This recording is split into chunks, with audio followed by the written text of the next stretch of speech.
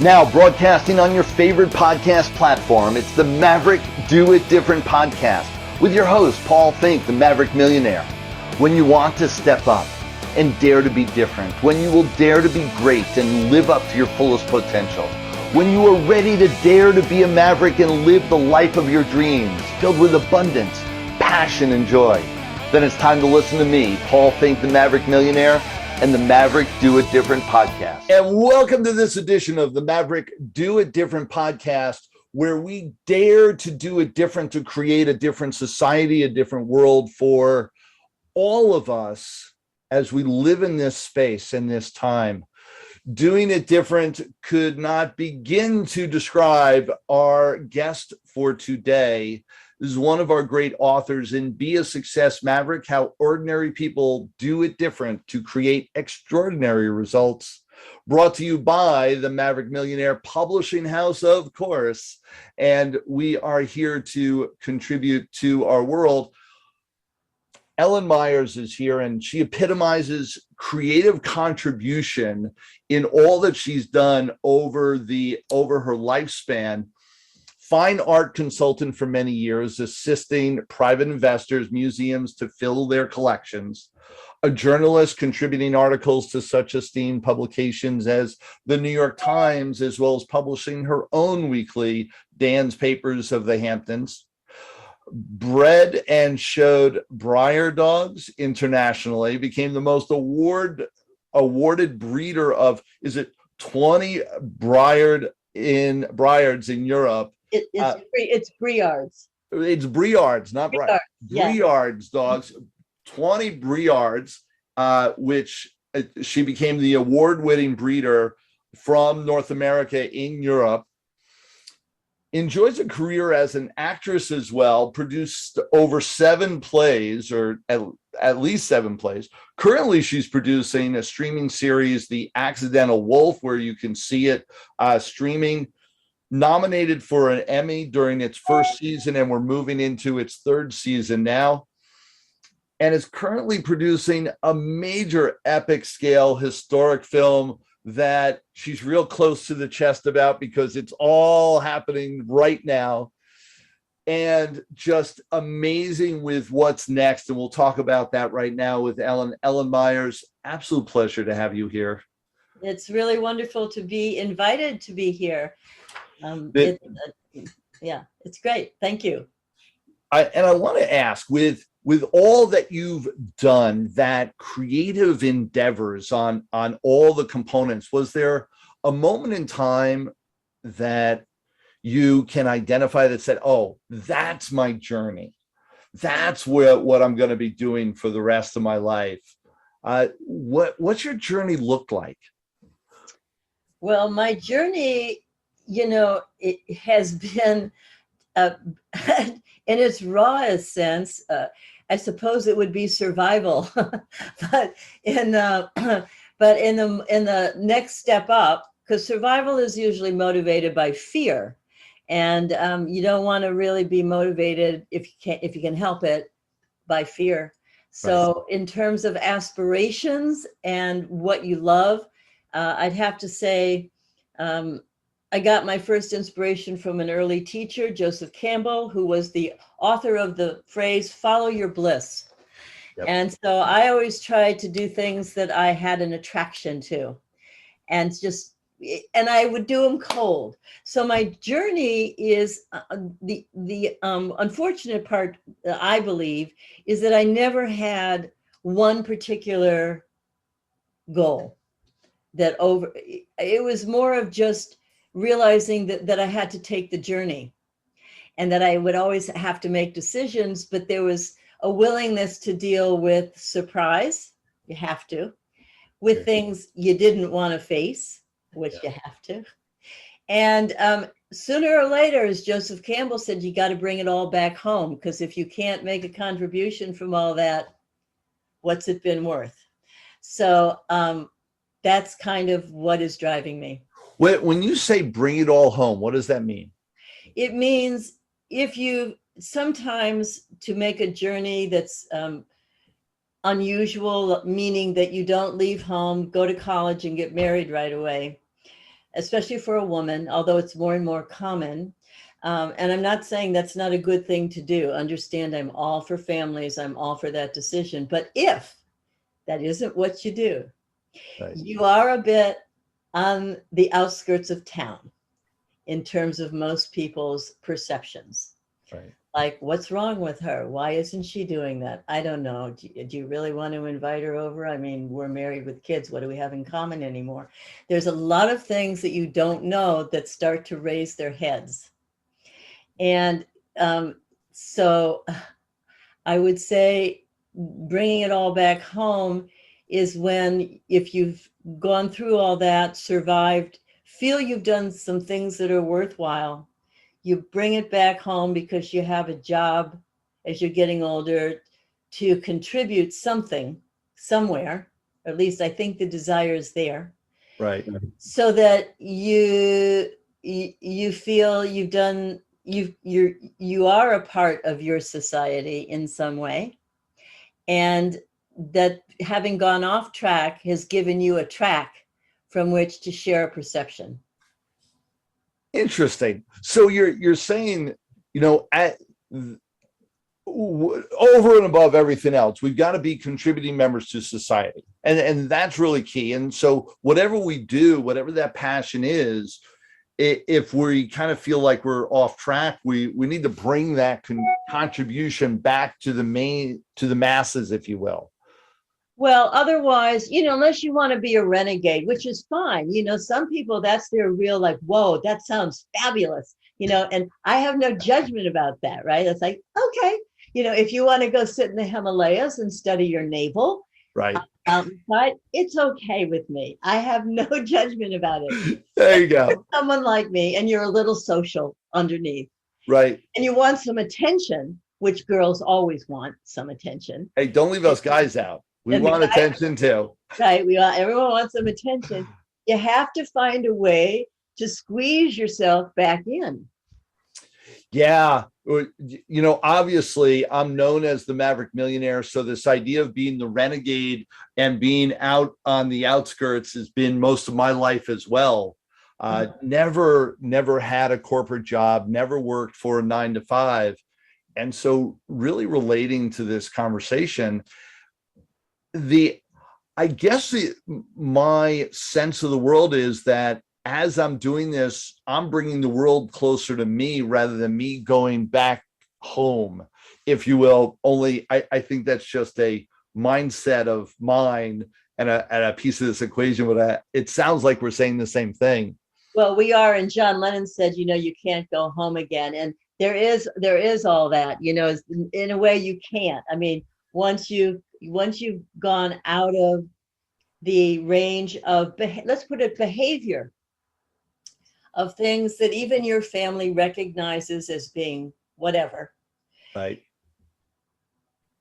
You kind of have to keep going. Oh, and that's where success lies, though. And you said it, you referenced it real quickly earlier in this discussion. It's that we've got to persevere through all of it. And with all the bumps and grinds and the changes that happen in our world, the people that really succeed are the ones that keep moving forward, that keep facing the demons and facing the dragons, slay them and go to the next one. And with all that you've done, and you've done so many things that have brought you to high levels of success, have brought you to recognition, have brought you to some great experiences. What makes you different? Like, where did that come from that makes you persevere and succeed, makes you that creative juices and moving from thing to thing to thing that you've enjoyed? What has made you and created you to be different than the people with the same knowledge, same skill sets, same abilities that didn't create? Well, maybe. I mean, I don't know for sure. I think there are a lot of ways to look at that. Perseverance is key. I agree, to success for anyone. It is really, first of all, you cannot give up on your dream. And if your dream involves self-reliance, The reason you can't stop is because you must confirm your value of self-reliance to yourself. It's really, in a weird way, about self-belief. Yes. And your own, in other words, my biggest competition in life, really, because first of all, I know there are millions of people better at everything than me, number one. But number two, I can't spend my time being competitive in the sense of wondering what everyone else is doing. So the only way I focus is, what am I doing? Yes. So my competition is me. However, I think we're at a stage in life where we can see it all around the world. Everyone is needy. Everyone is insecure. The world is changing. And I really think somehow we've got to find ways to, and we're all entangled, in the quantum field, we are all entangled, like it or not. We need to learn how to hear each other, see each other, and cooperate. And I think more gets done right now by listening and bringing other people into your play. That's how I feel about it. I think.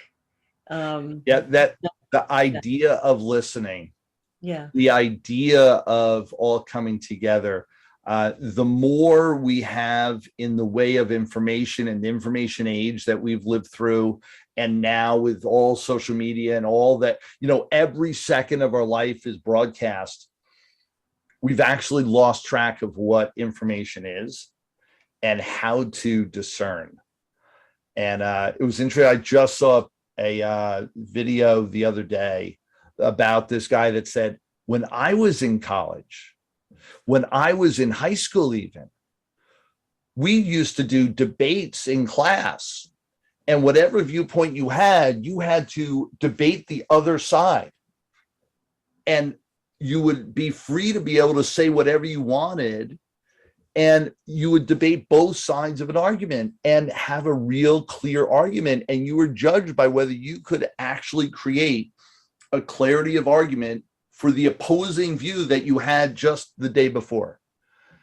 And that teaches critical thinking. In this day and age, we're not even allowed to have that in our colleges and in our schools, let alone create it to be a platform. Yeah, it's frightening. And we're so bombarded. I mean, I thought it was fascinating when you talked about, information. And the reality is what people are thinking is information is propaganda and marketing. And it's like, whoa, wait a minute, Yeah, I am firmly convinced that in 50 years from now, it may take at least that long, that they will study this time period as being the epitome textbook of propaganda. And they could pick almost every issue that we have in our platform and watch. It's a propaganda machine every step of the way. And it's so sad when I have individual conversations and individually we understand, oh, here are the two sides and here's the plus and minus of both and the pros and cons. Only in mass, it's not happening. And it's such a shame. Well, I don't want to get into politics, but I saw, unfortunately, for the first time, that breakdown in the last presidential election when they had debates and they were not debates because it wasn't based on real information. It wasn't based on someone speaking knowledge to knowledge. Right. And that was a shame as a model, because that actually wasn't debate. Right. But we won't. And I'm not, it's not about taking sides. It's just simply debating is a wonderful tool. I think it goes all the way back to Socrates, right? Yes. Yeah, great stuff. So what do we do different? I know with everything that you're doing and everything that you're bringing to the table, even with the movie, with your TV show, with all the components that you bring, it is about helping to contribute to our society, to tell a story and to share a contributing message. Well, yeah, I want really quick want to clarify the TV series. I am one of the producers. I'm not the main producer. This is not happening with me alone. Just want to clarify that. And the movie is going to require much more public and known producers and executive producers than little old me, because it's way beyond. I'm building something beyond me. But to answer, Yes, but to we answer, all do. yeah, Yes. I mean, there's no doubt about that. This is like, make it and it will come, that kind of thing. Yes. Well, we'll see. So, but your question was about the value of storytelling. Is that what you were asking me about? Yep. The value for me, okay. I see the value of storytelling, good storytelling, and there's various kinds, and they're all kind of, some of them, many of them are wonderful. What I'm hoping is that when there's a really good story, what I want is the audience to fall into the story, to let go and just, let the story take them somewhere. And what my goal is in taking them somewhere, something of value and a shift in their perception, because they're going to be following the perception I give them, right? Right. And it won't be how they normally necessarily see something. But that's the beauty of the artistic expression. And hopefully it puts a little light on something. And it isn't always, some serious, dark, blah, none of that. It can be very playful. It can be whatever. But the idea of story is to give people more than what their own minds are telling them in the moment about something. Yes.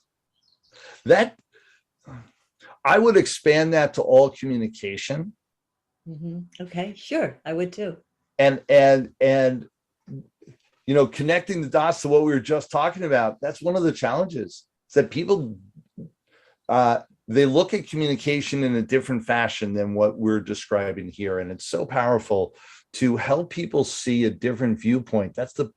Or a different angle or a different piece of their world through storytelling, through communication, through all our media platforms, and to be able to share that in a way that they receive it. Yeah, that's a skill and an artistic ability, and it is a gift maybe for some, for sure. I think it's a wonderful thing. I mean, I'm told that storytelling is the oldest form through which people learn. Oh, yes. And so its value is potentially fundamental, Yes. and to growth. In other words, we all live our lives, but by reading some books, you may have traveled around the world 16 times. Yeah. Reading and watching and experiencing and all these shares, and it's so important. And I think it's something that's being lost now. And I look to bring it back, even with stage training. And a lot of what I do is on stage and platforms like this. Telling the story is the epitome of what we do. Without the stories of our life and our experiences, and hey, this is what happened during this time, do you see the lesson within the story? People wouldn't receive most of what I say, and wouldn't receive the real shift for themselves. And so, it's the thing that we need to sharpen our axe on. That's beautiful. So you like to create a shift in people. Oh my gosh. Yeah. It's the thing that I love. It's the thing I love about it. My passion with everything that I do is watching the light bulbs go off. Yeah. Oh, that's beautiful. Yeah. With everything. So we've talked about it. I'm going to shift gears just a little bit. Okay. With what's next for you? So you've gone through all this. You've had just amazing experiences in your lifetime, and you've got a few projects right now. What's the next year, the next couple years look like for you? What's really your next journey? Oh, well, this movie, story is probably going to take a little bit longer, than I'm hoping to get it ripe and available for its next, dimensional step. Yeah. Certainly this year, hopefully even sooner than the end of the year.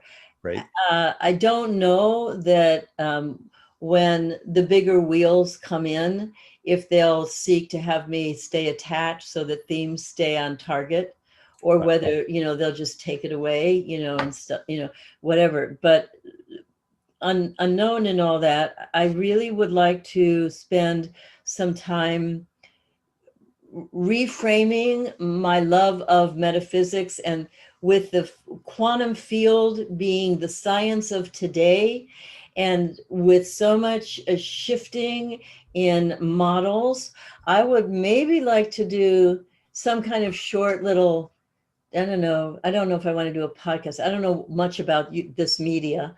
Right. Maybe something where I would love to engage people in short conversations to tap into, them, what in the invisible world, which they've never probably really thought about what they do that way, but everything everyone does is first coming from an idea, and an idea is not a tangible thing. And I want to say, in the quantum field, everything's frequency. You picked, you picked something, and now you're trying to do it. And let's just look at what that really might mean in terms of your imagination, Oh my gosh. and and and just sort of study, talk to them about the way I'm seeing what they're not seeing about what they're doing, and have them speak to that more in terms of the invisible aspects of actually what's motivating them, and them understanding that it really comes from that very human gift, which no other animal has on the planet that I know of, called your imagination. Einstein said imagination is more important than knowledge. And I really want to honor people's space to have them maybe look at that right now, because quantum field is saying it's perfect. This is cool. This is it, and so maybe something to do with that, somehow to do with that. Yeah, it's so great, and we talk the same language. What you put out there, you get back. And when I talk about putting it out there, when you imagine it, you can create it. Yeah. And but it first starts internal. It first starts as this theory, this idea, this thought, this belief that then transforms or manifests into the physical world. And everything that I've built in my life has been based on that process.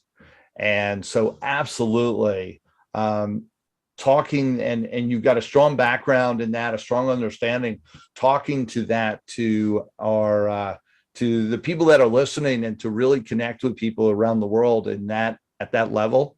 Mm-hmm. I think they'd be really served to talk to you and to help you unlock some of their creative endeavors. Yeah, that would be, thank you for that. I mean, I think it's beautiful. I mean, we don't have schools of the imagination. I keep wanting to go into Harry Potter or something, but but actually, oh, that's great. It's in science. It's in everything, right? I mean, imagination is in. Right, without a doubt, the school of imagination. Oh my gosh. Yeah, you need to write that down. All right. That's a keeper. Because it really is, it's the cornerstone of everything else. Everything gets built on that being the starting point, and you've got to build on that.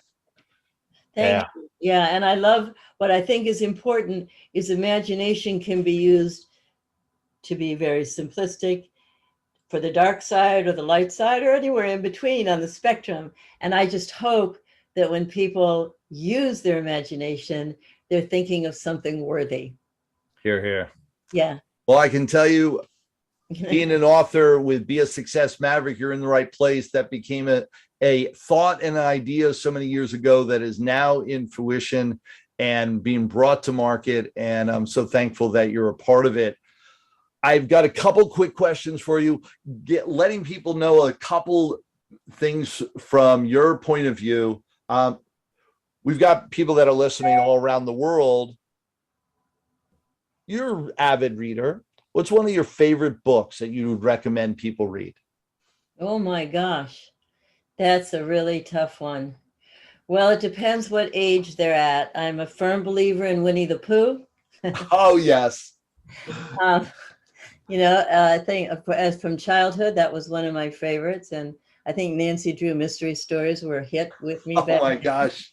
You're And bringing me back. I know as an adult, oh my God, it goes into so many branches of different thinking. A favorite, hmm, I, hmm, hard to say in the adult world because a lot of things in the novel world.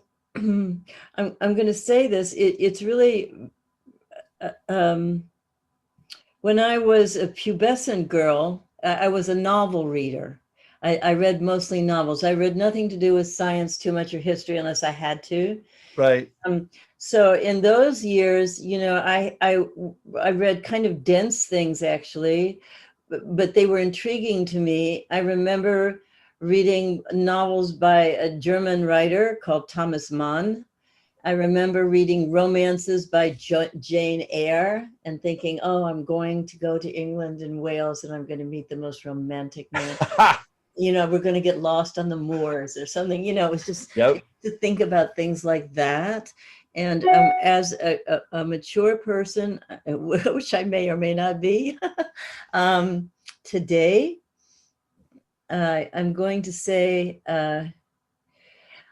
in business, I do like the book that you used that started you out. I think Think and Grow Rich is a wonderful book for people to look at if Definitely talks about the metaphysics and the quantum physics components of our world.